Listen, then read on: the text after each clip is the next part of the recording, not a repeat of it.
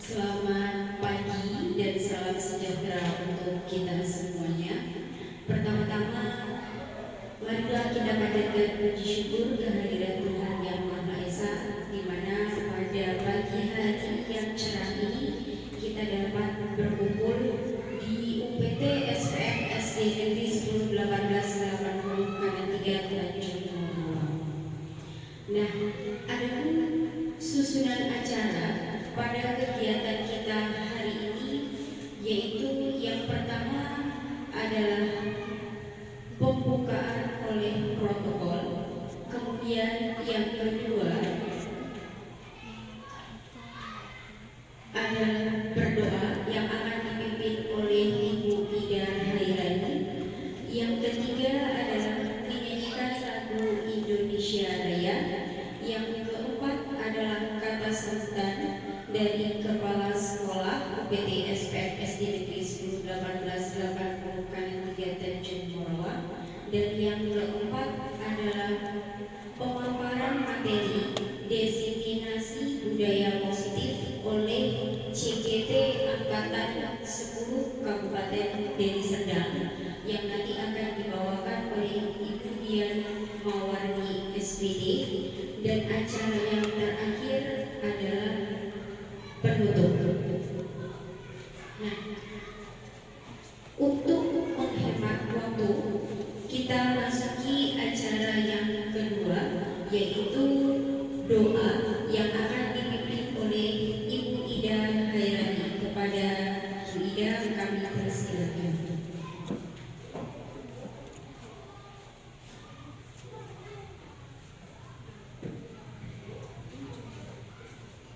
Assalamualaikum warahmatullahi wabarakatuh. Selamat pagi, salam sejahtera untuk kita semua. Pada saat ini saya akan memimpin doa yang beragama Islam untuk rekan-rekan kami yang beragama Kristen agar ikut penyesuaian saja. Auzubillahi minasyaitonirrajim. Bismillahirrahmanirrahim. Alhamdulillahirabbil alamin. Wassalatu wassalamu ala asyrofil anbiya'i wal mursalin wa ala alihi wa sahbihi ajma'in. Amin ya Allah, amin ya Rahman, amin ya Rahim, amin amin ya mujibas syai'in. Puji syukur kami panjatkan kepada Allah ya Rabbi yang Maha Pengasih lagi Maha Penyayang atas segala karunia. Pada hari ini kami dapat melaksanakan kegiatan yang direncanakan pada hari ini. Ya Allah, berilah kami selalu kesehatan, berilah kami petunjuk, berilah kami penerangan sehingga kami bisa mengikuti kegiatan ini dengan baik. Allahumma ya Allah yang Maha Pengasih lagi Maha Penyayang, ampunilah segala dosa-dosa yang pernah kami lakukan, baik yang kami sengaja maupun yang tidak kami sengaja. Berilah kami selalu kesehatan, berilah kami selalu kecerdasan, dan jadikanlah acara ini menjadikan acara menunjukkan bahwa sekolah kami mempunyai peningkatan selangkah demi selangkah dalam acara guru penggerak. Allahumma ya Allah ya Rahman ya Rahim yang Maha Pengasih lagi Maha Penyayang. Lancarkanlah kegiatan kami hari ini agar tidak ada halangan kendala apapun. Lancarkanlah semuanya, baik dia para guru-guru penggerak kami maupun kami selaku pendengarnya. Terima kasih Allah atas segala karunia yang diberikan kepada kami. Amin amin ya rabbal alamin. Assalamualaikum warahmatullahi wabarakatuh.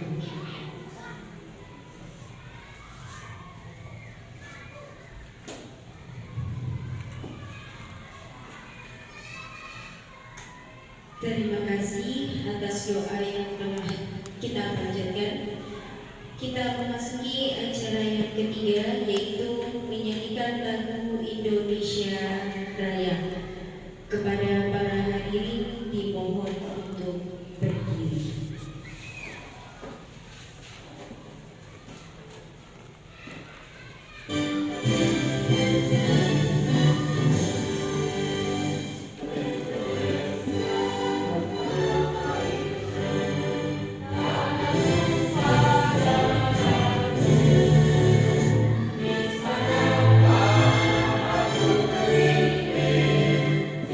Amin.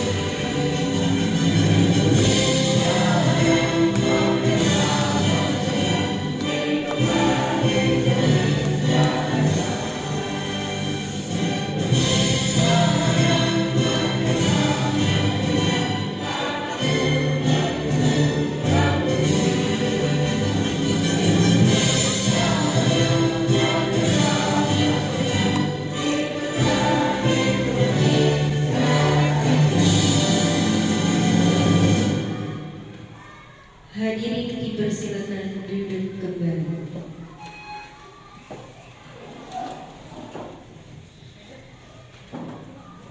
Baiklah, kita lanjutkan untuk acara yang keempat, yaitu kata sambutan dari Kepala Sekolah UPT SPM SD Negeri 101880 Kanan 3 Tanjung Benoa. Kepada Ibu Ratnawati kami persilakan.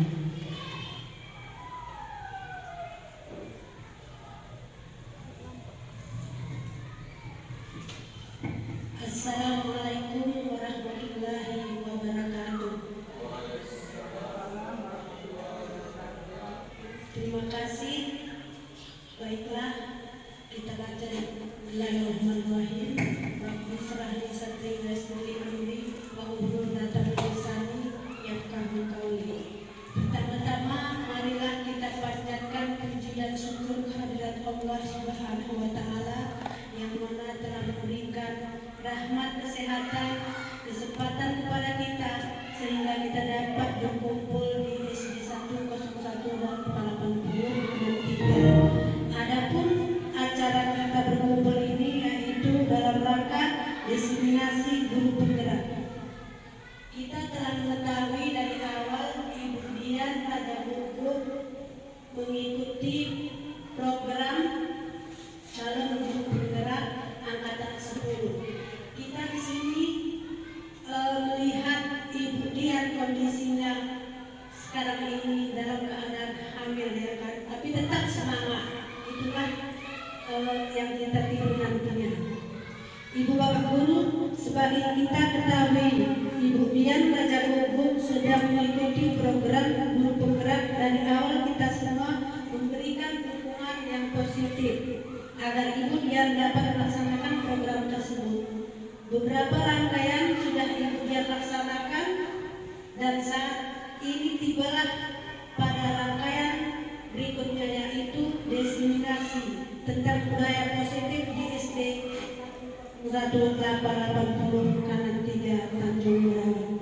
Untuk itu kita akan beri dukungan agar program tersebut dapat didiseminasikan dengan baik dan terserap dengan baik sehingga benar menjadi budaya di sekolah kita SD 10180 Kanan 3. Bapak Ibu guru yang berbahagia, terutama kepada Ibu Dian, selamat menjalankan diseminasi kepada kita semua. Selamat mengikuti diseminasi di sekolah kita ini. Hanya itulah yang bisa saya sampaikan. Lebih dan kurangnya saya mohon maaf. Semoga sukses berjalan dengan lancar acaranya berikutnya. Wabillahi taufiq wal hidayah. Assalamualaikum warahmatullahi wabarakatuh.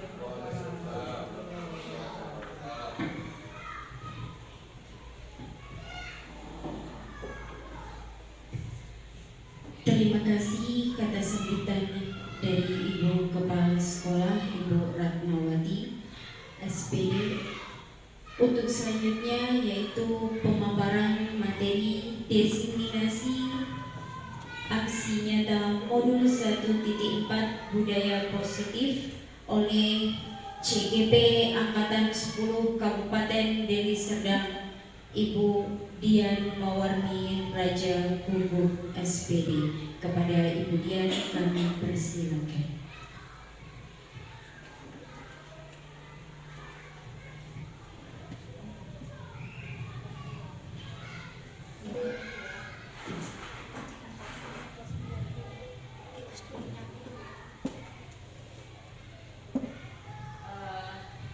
Baik, terima kasih. Puji dan syukur kita panjatkan kehadirat Tuhan Yang Maha Esa, di mana pada kesempatan hari ini kita masih diberi kesehatan dapat berkumpul di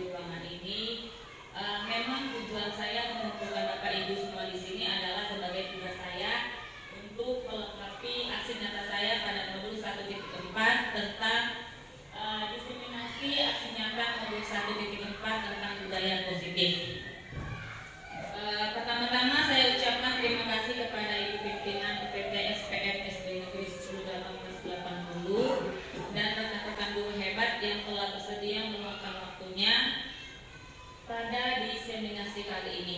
Besar harapan saya ketika pemaparan materi yang saya berikan kepada Bapak Ibu semua, Bapak Ibu mendapat wawasan atau ide untuk menerapkan budaya positif di sekolah kita tercinta ini, sehingga apa? Sehingga terwujudnya lah visi dan misi dari sekolah kita ini.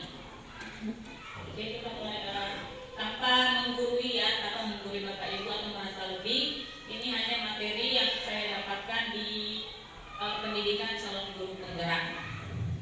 Kita mulai aja. Penerapan budaya positif di UPT SPF SD Negeri 10 1880 Kecamatan Tanjung Morawa. Apakah budaya positif itu? Siapa yang tahu Bapak Ibu? Apakah budaya positif itu? Coba tidak. Apakah budaya positif itu menurut Ibu? Budaya positif menurut pendapat saya adalah semua kegiatan yang bersifat baik yang dilaksanakan di sekolah, baik itu yang sifatnya disiplin ataupun peraturan-peraturan yang dilaksanakan di sekolah kita. Jadi budaya positif itu senantiasa harus dikembangkan, senantiasa harus terus dibudayakan agar budaya positif tersebut bisa menjadi kelebihan dari sekolah kita. Demikian. Oke, baik, terima kasih kepada Bu Ida. Tadi Bu Ida menyampaikan bahwa budaya positif itu harus terus ditingkatkan di sekolah ya. Memang tidak gampang Bapak Ibu, tapi kita berusaha dari kita sendiri baru dapat mengimbaskannya kepada peserta didik kita. Seperti itu ya Bapak Ibu. Lanjut. Budaya positif adalah nilai-nilai dan kebiasaan-kebiasaan di sekolah yang berpihak pada peserta didik agar mereka dapat berkembang menjadi pribadi yang kritis, penuh hormat dan bertanggung jawab. Di sini ada filosofi tujuan dari pendidikan Bapak pendidikan kita, yaitu Ki Hajar Dewantara. Beliau mengatakan, anak bukanlah tabula rasa atau selembar kertas putih yang kosong. Mengapa beliau mengatakan demikian? Karena anak pada dasarnya dia sudah mendapatkan pendidikan dari keluarganya. Anak itu diibaratkan seperti garis-garis putus. Makanya ketika anak berada di pendidikan formal, tujuan kita sebagai guru adalah cuma bisa menuntun semua bakat yang dimiliki oleh anak tersebut. Setiap anak terlahir dengan bakat yang berbeda-beda. Sehingga apa? Sehingga terbentuklah budi pekerti anak tersebut. Tugas guru menuntun bakat tersebut agar anak tumbuh dengan selamat dan bahagia. Bapak Ki Hajar Dewantara juga mengatakan guru ibarat petani, anak ibarat biji jagung. Mengapa beliau mengatakan demikian? Kita sebagai guru ini diibaratkan tukang kebun. Kita tidak bisa, contoh, kita menanam biji jagung, maka tumbuhlah biji semangka. Tidak, kita hanya bisa menuntun tumbuhnya biji jagung tersebut dengan cara apa? Menyirami biji jagung tersebut, terus memberi pupuk, sehingga apa? Sehingga tumbuhlah biji jagung yang bagus, jagungnya yang bagus, buahnya yang bagus. Jadi tugas kita di sini sebagai guru hanyalah bisa menuntun anak tersebut ya Bapak Ibu sesuai dengan kodrat alam dan kodrat zaman, sehingga terciptalah pembelajaran yang berpihak pada murid.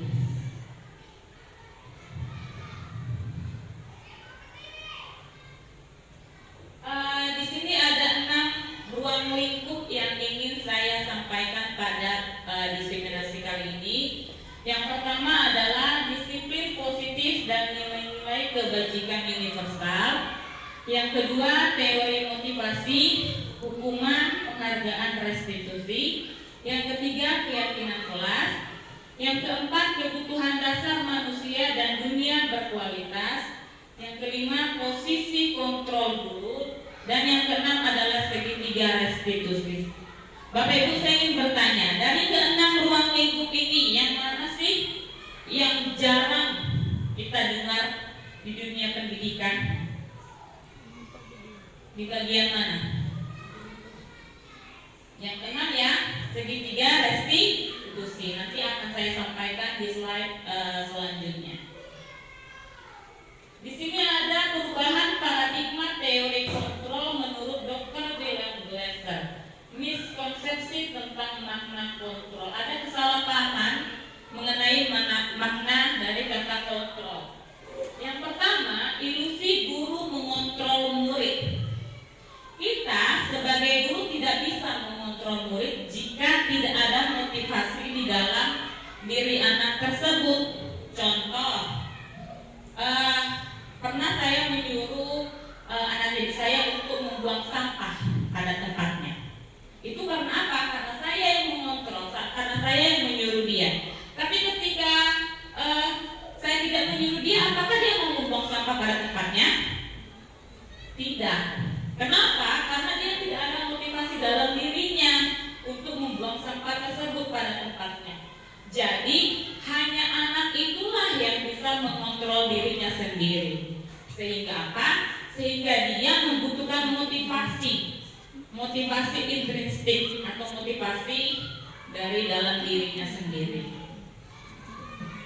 Ilusi bahwa semua perbuatan positif, efektif, dan bermanfaat.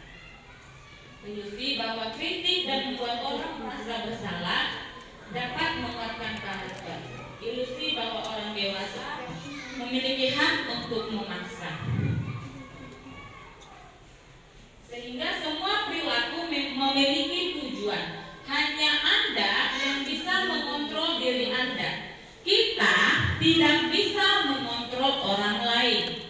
Realitanya, kebutuhan setiap manusia berbeda-beda. Maka kita tidak bisa memaksa karena menimbulkan ketidaknyamanan. Ketika kita memaksa seseorang untuk melakukan sesuai keinginan kita, pasti anak tersebut merasa tidak nyaman kan Bapak Ibu? Dia merasa tidak nyaman sehingga dia melakukannya. Kenapa? Kalau dia tidak melakukannya pasti dia akan mendapat hukuman dari guru tersebut, guru yang menyuruh anak tersebut. Pada perubahan paradigma di sini terbagi atas dua. Yang pertama ada stimulus respon dan teori kontrol. Di stimulus respon dikatakan realitas atau kebutuhan kita sama. Sementara di teori kontrol realitas atau kebutuhan kita berbeda. Lanjut. Di sini ada pertanyaan. Apakah makna disiplin itu? Siapa yang tahu? Apa makna disiplin? Coba Bu Tio, apa sih makna dari kata disiplin?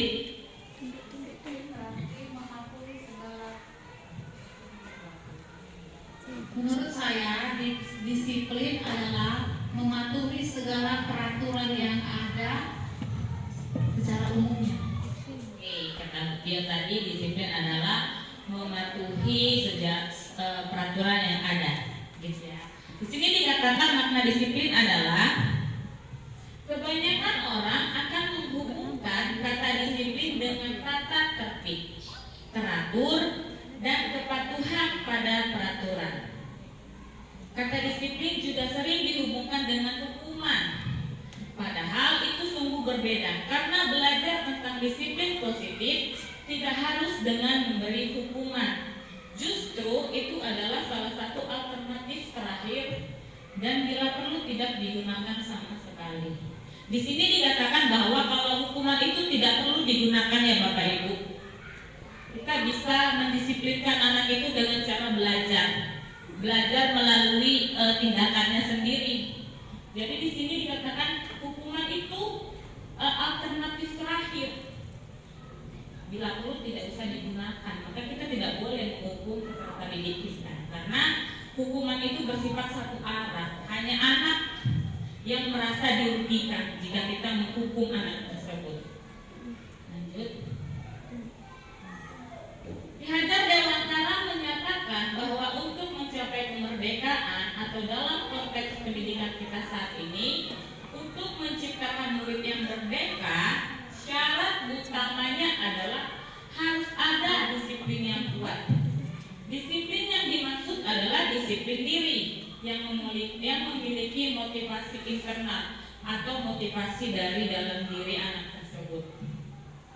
Jika kita tidak memiliki motivasi internal, maka kita memerlukan pihak lain untuk mendisiplinkan kita, atau motivasi eksternal, karena berasal dari luar, bukan dari dalam diri kita sendiri. Apa itu nilai-nilai kebajikan universal?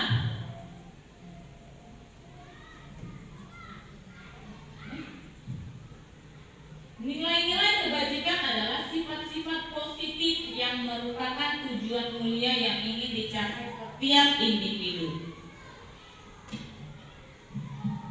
Salah satunya adalah nilai-nilai kebajikan yang dicapai adalah setiap anak Indonesia adalah profil pelajar Pancasila. Kita tahu dalam profil pelajar Pancasila kita memiliki 6 elemen ya Bapak Ibu. Yang pertama adalah beriman, bertakwa kepada Tuhan Yang Maha Esa, dan berakhlak mulia. Di kelas saya sudah menerapkan beberapa nilai-nilai profil pelajar Pancasila. Yang pertama itu tadi beriman dan bertakwa kepada Tuhan Yang Maha Esa dan berakhlak mulia. Dengan cara apa? Sebelum dan sesudah melakukan pembelajaran kami berdoa. Jadi kami sudah menerapkan nilai yang pertama. Yang kedua, berkebinekaan global. Yang ketiga, bergotong royong. Dengan cara apa? Melakukan piket kelas. Yang keempat, kreatif.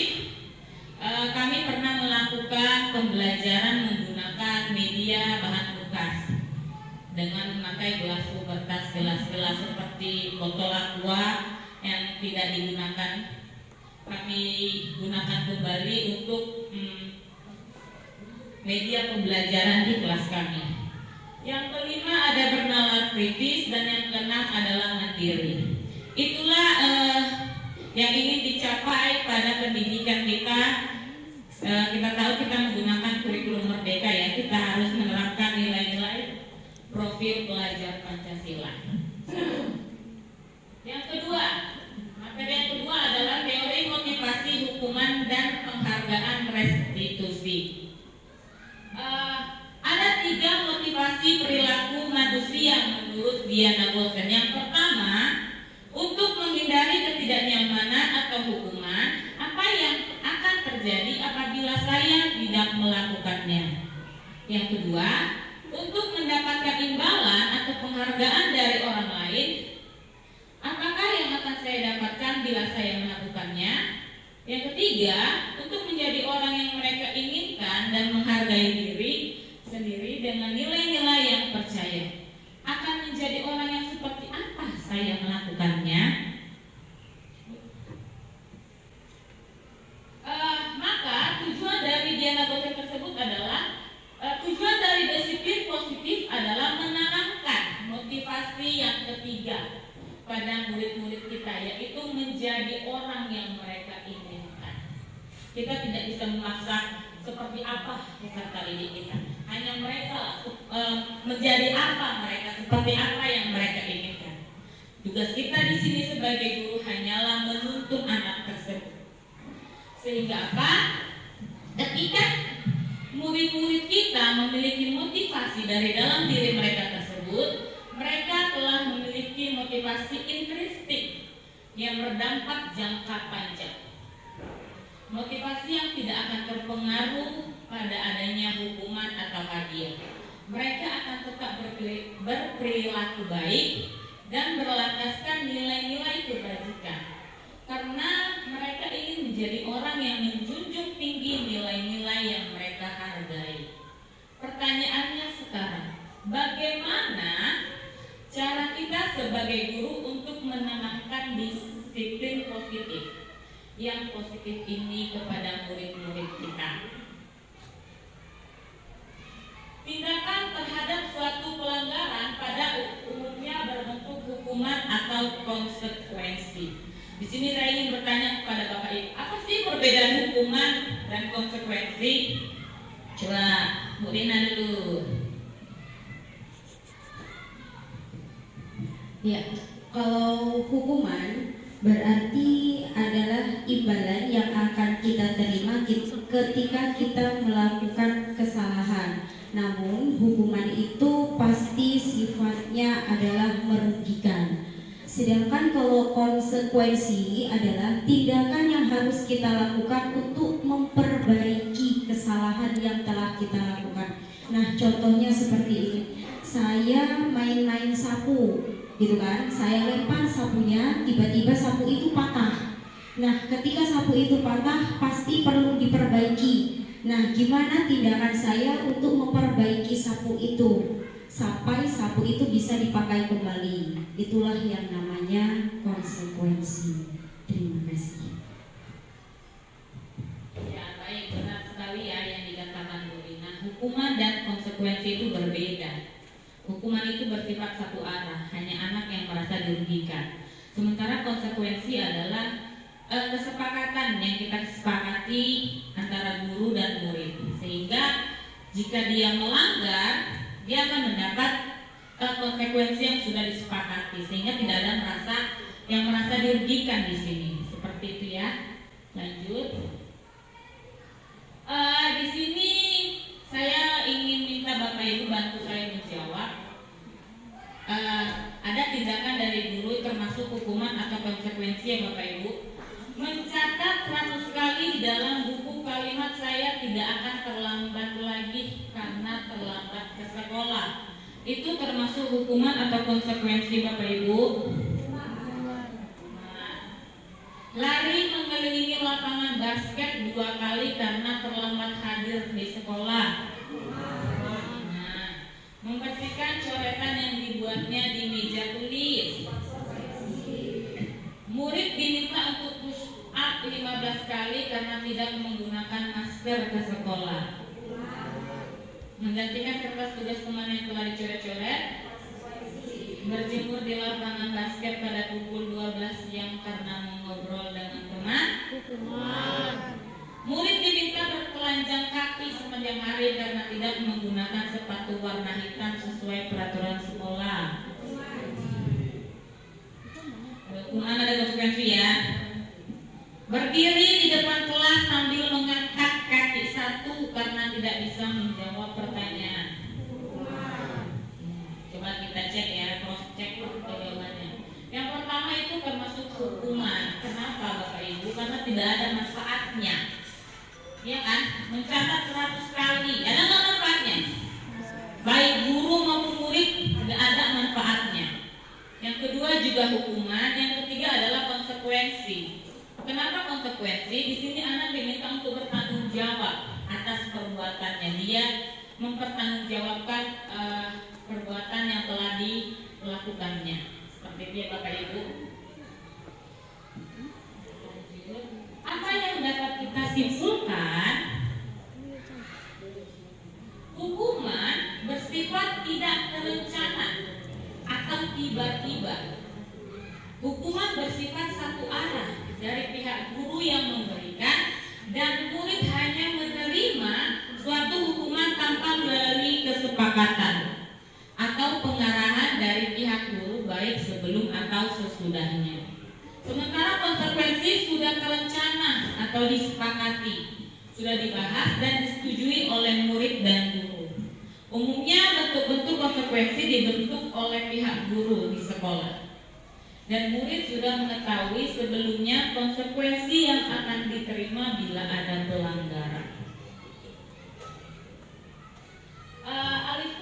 Alifhon mengungkapkan bahwa penghargaan maupun hukuman adalah cara-cara mengontrol perilaku seseorang yang menghancurkan potensi untuk pembelajaran yang sesungguhnya. Menurut Cohen, secara ideal, tindakan belajar itu sendiri adalah penghargaan sesungguhnya. Tindakan memberikan penghargaan yang nilainya sama dengan menghukum seseorang. Jadi Bapak Ibu, ketika kita memberikan penghargaan atas pencapaian peserta didik kita, itu sama dengan artinya kita menghukum anak tersebut.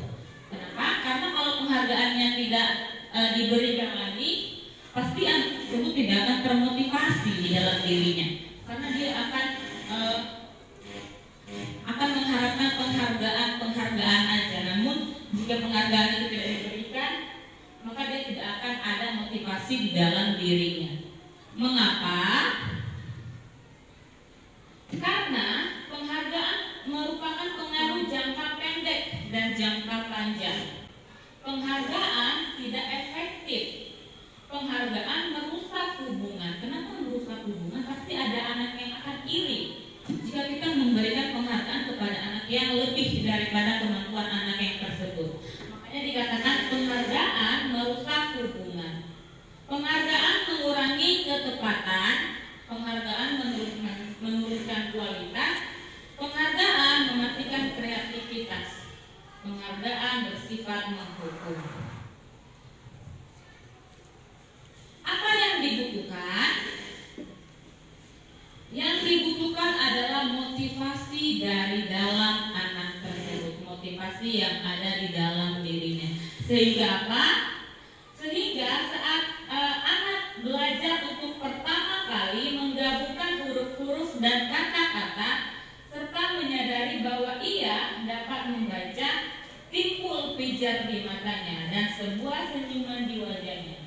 Anak tersebut begitu gembira bahwa ia telah mempelajari dan menguasai suatu keterampilan baru.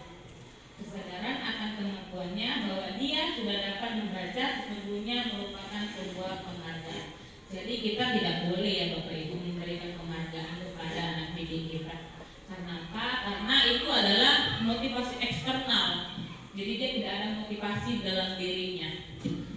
Proses pembelajaran yang dialaminya lah itu sebagai penghargaan atas dirinya sendiri.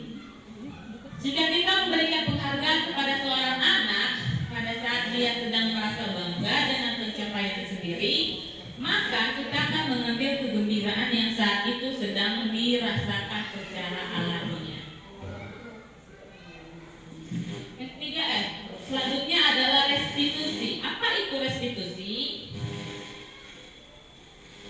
Restitusi menurut Goffman adalah proses menciptakan kondisi bagi murid untuk memperbaiki kesalahan mereka sehingga mereka bisa kembali pada kelompok mereka dengan karakter yang lebih kuat. Restitusi juga merupakan proses kolaboratif yang mengajarkan murid untuk mencari solusi untuk masalah mereka dan membantu murid berpikir tentang orang seperti apa yang mereka inginkan dan bagaimana mereka harus memperlakukan orang lain. Restitusi membantu murid menjadi lebih memiliki tujuan, disiplin positif, dan memulihkan dirinya setelah berbuat salah. Melalui pendekatan restitusi, ketika murid berbuat salah, guru akan menanggapi dengan mengajak murid berefleksi tentang apa yang dapat mereka lakukan untuk memperbaiki kesalahan mereka sehingga mereka menjadi pribadi yang lebih baik dan menghargai dirinya. Di sini ada teori restitusi ya Bapak Ibu, ada identitas gagal dan identitas sukses. Dikatakan hukuman itu termasuk identitas yang gagal, sementara identitas yang sukses jika kita menerapkan konsekuensi dan restitusi.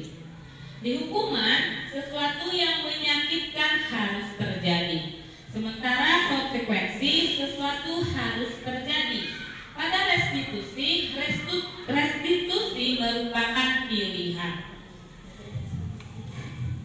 Di hukuman itu bersifat negatif. Mengapa dikatakan bersifat negatif? Karena dia menggunakan hukuman baik secara fisik maupun secara verbal ya Bapak Ibu, dengan kata-kata, dengan apa? Awas ya kalau dilakukan lagi, nanti awas kamu. Dia bersifat mengancam sehingga apa? Dampaknya kepada anak tersebut, dampak anak tersebut dia akan merasa dendam atau merasa tidak nyaman. Pada konsekuensi dia bersifat netral dengan mengatakan lakukan apa yang saya katakan. Pada restitusi dia bersifat positif. Mengapa? Karena dia mengajukan pertanyaan-pertanyaan yang membuat anak tersebut mengakui kesalahannya sendiri serta berinisiatif untuk memperbaiki kesalahan-kesalahan yang telah diperbuatnya dengan mengatakan, apakah hal ini yang sesungguhnya ingin kamu lakukan?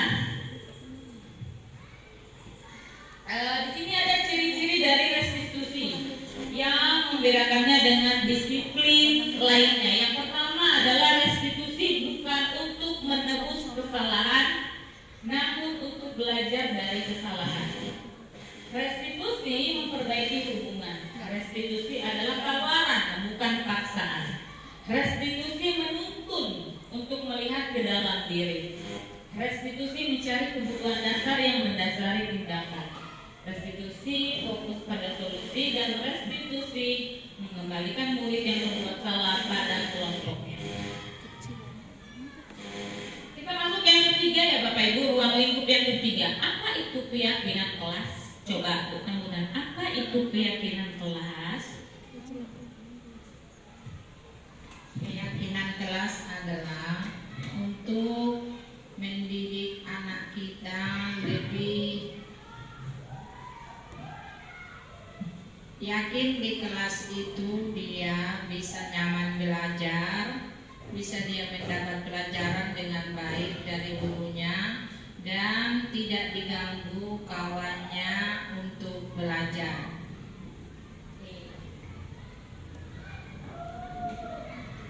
Jadi kata Bu Tambunan, keyakinan kelas adalah hal-hal yang baik yang terjadi di dalam kelas. Kita lanjut Bu. Apa perbedaan keyakinan kelas dengan peraturan kelas? Next. Keyakinan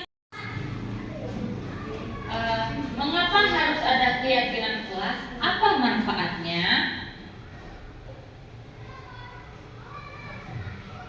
Keyakinan kelas harus ada agar terciptanya lingkungan belajar yang kondusif, saling menghormati, aman, nyaman, tentram, dan sesuai dengan impian murid.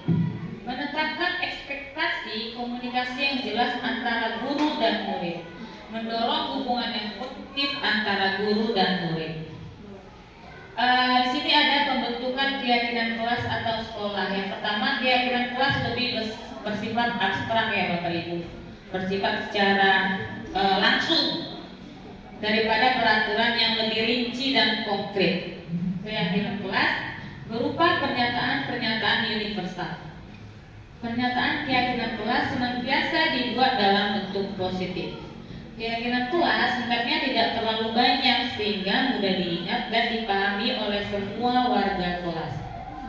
Keyakinan kelas sebaiknya sesuatu yang dapat diterapkan di lingkungan tersebut. Semua warga kelas hendaknya ikut berkontribusi dalam pembuatan keyakinan kelas lewat kegiatan curah pendapat. Jadi nanti dalam pembentukannya anak-anak disuruh menuliskan keyakinan kelas apa yang mereka inginkan. Bersedia meninjau kembali dari waktu ke waktu. Di sini ada nilai kebajikan yang ingin dituju. Kembalikan barang ke tempatnya. Menurut Bapak Ibu, nilai kebajikan apa yang dituju pada peraturan kembalikan barang ke tempatnya? Bertanggung jawab. Coba kita cross check jawabannya ya. Ya, di sini kembalikan barang ke tempatnya. Nilai kebajikan yang dituju adalah rasa tanggung jawab anak tersebut. Dilarang mengganggu orang lain. Nilai kebajikan yang dituju adalah saling menghormati. Hadir di sekolah 15 menit sebelum pembelajaran dimulai. Disiplin menghormati orang lain dan lain sebagainya. Di sini ada contoh penerapan pembuatan keyakinan kelas di kelas saya, yaitu kelas 5B. Di sini pertama, gambar yang pertama, anak-anak menuliskan keyakinan kelas apa yang mereka inginkan. Baru di sini kami memilih. Jika ada yang sama, itulah kami tuliskan sebagai keyakinan kelas kami. Baru setiap anak menandatangani sebagai bukti bahwa baik guru ataupun murid setuju kesepakatan kelas yang telah dibuat bersama guru dan murid. Ini dia yang pertama, ada saling menghargai, bertanggung jawab, jujur, saling menyayangi, dan tertib. Yang keempat, ruang lingkup yang keempat adalah kebutuhan dasar manusia dan dunia berkualitas. Ada 5 kebutuhan dasar manusia. Yang pertama adalah kebutuhan untuk bertahan hidup. Yang kedua, kasih sayang dan rasa diterima. Yang ketiga, kebebasan. Yang keempat, kesenangan. Dan yang kelima adalah penguasaan atau power. Di sini ada contoh kebutuhan dasar manusia, ada contoh kasus di mana tahun ini Dimas genap berusia 17 tahun. Ia senang sekali ketika ayahnya mulai mengajarkan cara menyetir mobil. Setiap akhir pekan ia berlatih menyetir. Ia terlihat senang sekali berlatih. Kebutuhan apa yang ingin dia penuhi? Inilah jawaban Dimas. Aku merasa bangga dan keren. Kebutuhan apa yang ingin dipenuhi si Dimas di sini? Kebutuhan bertani duka atau kebutuhan penguasaan, kasih sayang? Apa? Penguasaan. Biar bisa jalan-jalan naik mobil sama teman-temanku. Kebutuhan apa yang ingin dipenuhi si Dimas? Kasih sayang. Aku senang bisa pergi ke tempat-tempat yang aku suka. Kebebasan. Menyetir mobil itu seru. Kesenangan. Coba kita cek ya Bapak Ibu. Iya, aku merasa bangga dan keren. Di sini kebutuhan yang ingin dipenuhi Dimas adalah penguasaan. Dia merasa berkuasa. Bisa jalan-jalan naik mobil sama teman-temanku, kasih sayang dan rasa diterima.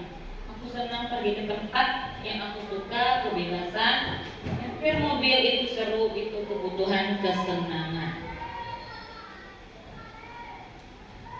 Ruang lingkup yang kelima adalah posisi kontrol guru. Menurut William Glasser dan Bosset, ada 5 posisi kontrol guru, baik itu orang tua ataupun atasan dalam melakukan kontrol. Yang pertama adalah penghukum, yang kedua adalah membuat rasa bersalah, yang ketiga adalah teman, yang keempat adalah pemantau, dan yang terakhir adalah manajer. Penghukum biasanya menggunakan hukuman fisik maupun verbal. Di sini ya Bapak Ibu, pada 5 posisi kontrol saya sering masih menggunakan posisi penghukum, di mana ketika peserta didik saya tidak selesai tugasnya, saya akan menghukum dengan cara apa? Menarik jambangnya. Sebenarnya di posisi kontrol ini kita tidak boleh menggunakan posisi penghukum, karena itu bersifat satu arah. Karena anak yang merasa dirugikan. Yang kedua adalah membuat merasa bersalah. Pada posisi ini biasanya guru akan bersuara lebih lembut, menggunakan keheningan yang membuat orang lain merasa tidak nyaman, bersalah atau rendah diri. Kata-kata yang keluar terdengar lembut seperti, Ibu sangat kecewa sekali dengan kamu. Berapa kali Bapak harus memberitahu kamu ya? Gimana coba kalau orang tua kamu tahu kamu berbuat begini? Pada posisi ini, murid akan memiliki penilaian diri yang buruk tentang diri mereka. Murid merasa tidak berharga dan telah mengecewakan orang-orang yang disayanginya. Posisi yang ketiga adalah teman. Pada posisi ini, guru tidak akan menyakiti murid, namun akan tetap berupaya mengontrol murid melalui persuasi. Pada posisi teman pada guru bisa negatif ataupun positif. Positif di sini berupa hubungan yang baik yang terjalin antara guru dan murid. Dengan berkata, ayolah bantulah demi Bapak ya. Ayo ingat tidak bantuan Bapak selama ini. Ya sudah, kali ini tidak apa-apa. Nanti Ibu bantu bereskan. Hal negatif dari posisi teman adalah bila suatu saat guru tersebut tidak membantu, maka murid akan kecewa dan berkata, saya pikir Bapak Ibu teman saya. Mereka merasa dikecewakan dan tidak mau lagi berusaha. Hal yang lain yang mungkin timbul adalah murid hanya akan merasa bertindak untuk guru tertentu dan tidak untuk guru lainnya. Murid akan tergantung pada guru tersebut. Yang posisi keempat adalah pemantau. Memantau berarti mengawasi. Pada saat kita mengawasi, kita bertanggung jawab atas perilaku orang yang kita awasi dengan mengajukan pertanyaan-pertanyaan seorang pemantau, yaitu peraturannya apa? Apa yang telah kamu lakukan? Sanksi atau konsekuensinya apa? Seorang pemantau catatan, data yang dapat digunakan sebagai bukti atas perilaku seseorang. Posisi ini menggunakan stiker, strip catatan, dan tercek. Posisi pemantau sendiri berawal dari teori stimulus respons yang menunjukkan tanggung jawab guru dalam mengontrol murid. Posisi yang terakhir ini adalah posisi manajer. Ini masih mau saya coba terapkan ya Bapak Ibu dalam menyelesaikan permasalahan yang ada di kelas. Posisi terakhir manajer adalah posisi di mana guru berbuat sesuatu bersama dengan murid, mempersilahkan murid mempertanggungjawabkan perilakunya, mendukung murid agar dapat menemukan solusi atas permasalahannya sendiri. Seorang manajer akan berkata, apa yang kita yakini dengan kembali pada keyakinan kelas yang telah disepakati. Apakah kamu meyakininya? Jika kamu meyakininya, apakah kamu bersedia memperbaikinya? Jika kamu memperbaiki ini, hal ini menunjukkan apa tentang dirimu? Apa rencana kamu untuk memperbaiki hal ini? Yang keenam, ruang lingkup yang keenam adalah segitiga restitusi. Diana dosen telah merancang sebuah tahapan untuk memudahkan para guru dan orang tua dalam melakukan proses untuk menyiapkan anaknya untuk melakukan restitusi bernama segitiga restitusi. Adapun langkah-langkahnya yang pertama adalah menstabilkan identitas. Dengan menggunakan teori kontrol, kita semua akan melakukan hal yang terbaik yang bisa kita lakukan. Yang kedua, validasi tindakan yang salah. Dengan teori kontrolnya, semua perilaku memiliki alasan. Yang ketiga, menanyakan keyakinan kelas. Dengan teori kontrolnya, kita semua memiliki motivasi internal. Segitiga restitusi direpresentasikan dalam tiga sisi segitiga restitusi. Langkah-langkah tersebut tidak harus dilakukan satu persatu secara kaku. Banyak guru yang sudah menggunakannya dalam berbagai versi menurut gaya mereka masing-masing, bahkan tanpa mengetahui tentang teori restitusi tersebut. Di sini ada gambar segitiga restitusi Bapak Ibu yang ada menstabilkan identitas, validasi tindakan yang salah, dan menanyakan keyakinan. Di sini saya telah menerapkan praktik segitiga restitusi dengan permasalahan-permasalahan yang ada di dalam kelas. Kasus pertama, kasus yang pertama ini keyakinan kelas yang dilanggar adalah merusak fasilitas kelas. Forti adalah murid kelas 5B PT SPF SD Negeri 101880 Tanjung Barawat. Pada saat akan memulai pembelajaran, Forti memukul merupakan sapu dan melemparkannya ke lantai sehingga sapu patah. Dame, teman satu kelasnya, melaporkannya perbuatan yang dilakukan Forti kepada Budian. Ini adalah kasus yang pertama Bapak Ibu. Ada izin. Dengar tak? Sini Forti melakukan pelanggaran ya Bapak Ibu. Saya menerapkan teori segitiga restitusi. Saya tidak langsung menyalahkan si Forti. Saya menanyakan apa sih kesalahan yang telah kamu perbuat. Terus saya meminta dia memvalidasi tindakannya yang dilakukannya itu benar atau tidak. Baru saya meminta dia menemukan solusi sendiri atas tindakan yang dia lakukan Bapak Ibu. Saya tidak langsung menghukum dia.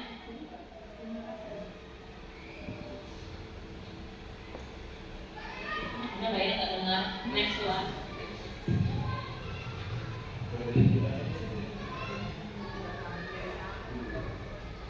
Jadi selama ini saya ketika anak didik saya melakukan kesalahan, saya selalu menghukum. Sementara di teori segitiga restitusi kita tidak boleh menghukum anak tersebut. Dengan cara menerapkan ketiga sisi tersebut ya tadi, menstabilkan identitas, memvalidasi tindakan yang salah, dan menanyakan keyakinan kelas yang telah disepakati secara bersama-sama. Lanjut. Sama ya Bapak Ibu di kasus kedua. Tidak dengar juga ya. Suaranya nggak dengar.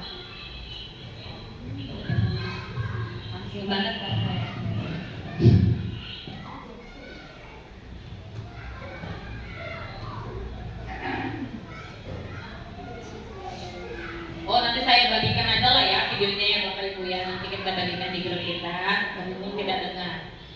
Ya, lanjut.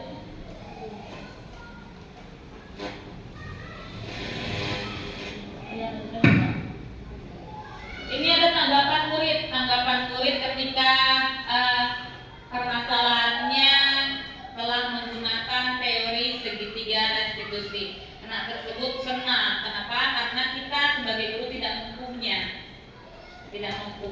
sehingga dia senang bersama-sama dengan gurunya mencari solusi atas permasalahan yang telah dilakukannya.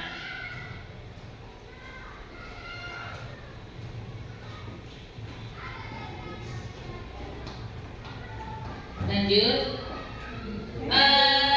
Sekian pemaparan materi mengenai budaya positif.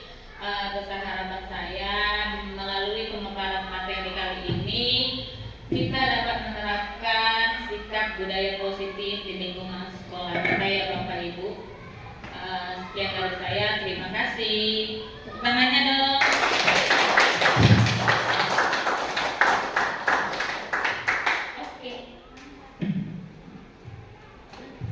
Disiplin positif yang disampaikan oleh CGP Angkatan 10 Kabupaten Deli Serdang, yaitu Ibu Dian Mawarni Raja Gubuh. Terima kasih atas ilmu yang telah dibagikan kepada kami semuanya. Tadi ada 6 materi yang disampaikan, mulai dari filosofi Ki Hajar Dewantara tadi sudah disampaikan juga bahwasanya kita seorang pendidik adalah seorang petani dan murid adalah sebuah biji jagung. Kemudian dalam pendidikan itu sendiri bahwasanya murid itu bukanlah tabula rasa, ya. Murid bukanlah selembar kertas putih kosong, melainkan murid itu sudah mendapat pendidikan dari keluarga. Jadi di situ diibaratkan murid adalah garis putus-putus di mana kita sebagai pendidik fungsinya adalah menuntun agar garis putus-putus itu menjadi lebih terang dan garis putus-putus itu dapat diarahkan seperti itu. Kemudian tadi yang materinya bahwasanya guru tidak boleh memberikan penghargaan ataupun hukuman. Kenapa? Ketika kita memberikan penghargaan kepada murid-murid kita, maka ketika murid itu tidak dapat melakukan sesuatu sehingga murid itu tidak mendapatkan penghargaan, mungkin dia akan down seperti itu. Dan jika murid itu melakukan kesalahan, mereka akan menerima hukumannya. Jadi kita tidak boleh melakukan hal seperti itu. Nah, alangkah baiknya ketika kita menjadi seorang pendidik, kita berada di posisi teman, seperti yang ada posisi 5 posisi kontrol guru seperti tadi. Dan untuk menyelesaikan masalah, caranya tadi sudah dipaparkan oleh Bu Dian, yaitu melalui restitusi dengan menerapkan segitiga restitusi. Ya, baiklah, terima kasih kepada Ibu Dian atas pemaparan materi pada kesempatan kali ini. Saya perwakilan dari UPT SPF SDN 10-18-80 berterima kasih kepada Bapak Ibu semuanya yang telah meluangkan waktu untuk menambah ilmu agar dapat kita gunakan untuk menuntun murid-murid kita, agar tujuan dari pendidikan yang diseboyarkan oleh Ki Hajar Dewantara dapat kita capai sesuai dengan profil pelajar Pancasila. Akhirul kalam, saya tutup kegiatan diseminasi hari ini. Wabillahi taufiq wal hidayah. Wassalamualaikum warahmatullahi wabarakatuh dan selamat siang.